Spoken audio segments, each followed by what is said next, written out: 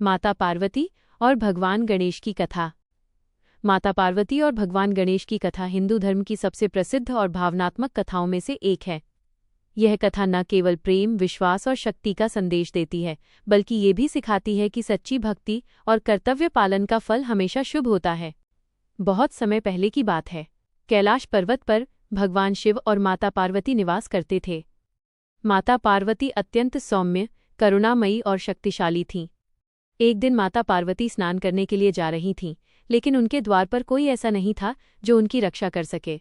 उन्होंने सोचा कि कोई ऐसा होना चाहिए जो उनकी आज्ञा का पालन करे और उनकी रक्षा करे। तभी माता पार्वती ने अपने शरीर के उपटन, चंदन और हल्दी के लेप से एक सुंदर बालक की रचना की। उस बालक में उन्होंने प्राण फूंके और वह जीवित हो गया। माता ने उसे अपना पुत्र मानकर कहा, तुम मेरे पुत्र हो और तुम्हारा नाम गणेश है। तुम इस द्वार की रक्षा करना और जब तक मैं स्नान कर रही हूँ किसी को भी अंदर मत आने देना। गणेश जी ने अपनी माता की आज्ञा को सिर झुकाकर स्वीकार किया और द्वार पर पहरा देने लगे। कुछ समय बाद भगवान शिव वहां आए। वे अंदर जाना चाहते थे, लेकिन गणेश जी ने उन्हें रोक दिया। उन्होंने कहा, मेरी माता ने आदेश दिया है कि जब तक वे स्नान कर रही हैं कोई भी अंदर नहीं जा सकता। भगवान शिव ने आश्चर्य से पूछा, तुम कौन हो जो मुझे रोक रहे हो?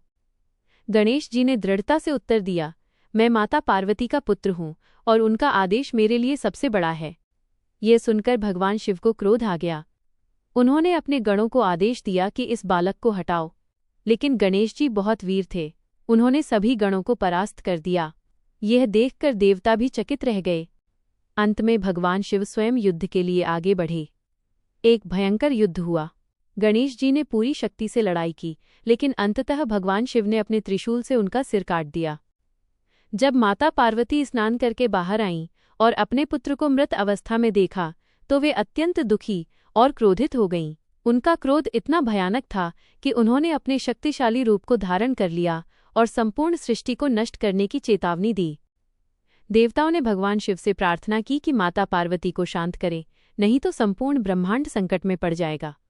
भगवान शिव को अपनी गलती का एहसास हुआ। उन्होंने माता पार्वती से क्षमा मांगी और कहा कि वे गणेश को पुनः जीवित करेंगे। भगवान शिव ने अपने गणों को आदेश दिया, उत्तर दिशा में जाओ और जो भी पहला जीवित प्राणी मिले उसका सिर ले आओ। गण तुरंत गए और उन्हें एक हाथी का बच्चा मिला। वे उसका सिर लेकर लौट आए।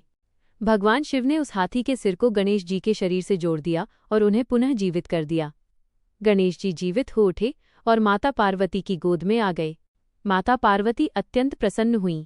भगवान शिव ने गणेश जी को आशीर्वाद देते हुए कहा, आज से तुम सभी देवताओं में प्रथम पूज्य होगे। किसी भी शुभ कार्य की शुरुआत तुम्हारी पूजा के बिना नहीं होगी। तभी से भगवान गणेश को विघ्नहर्ता और सिद्धिदाता कहा जाता है।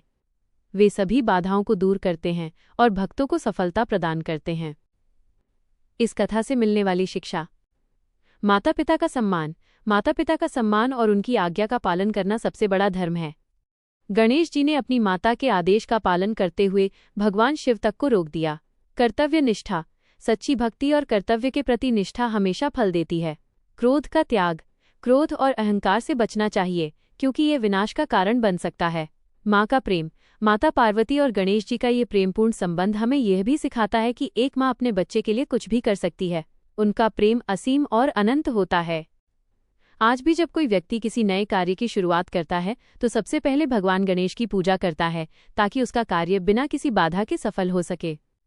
इस प्रकार माता पार्वती और भगवान गणेश की यह कथा न केवल धार्मिक दृष्टि से महत्वपूर्ण है, बल्कि जीवन के लिए भी एक प्रेरणा है।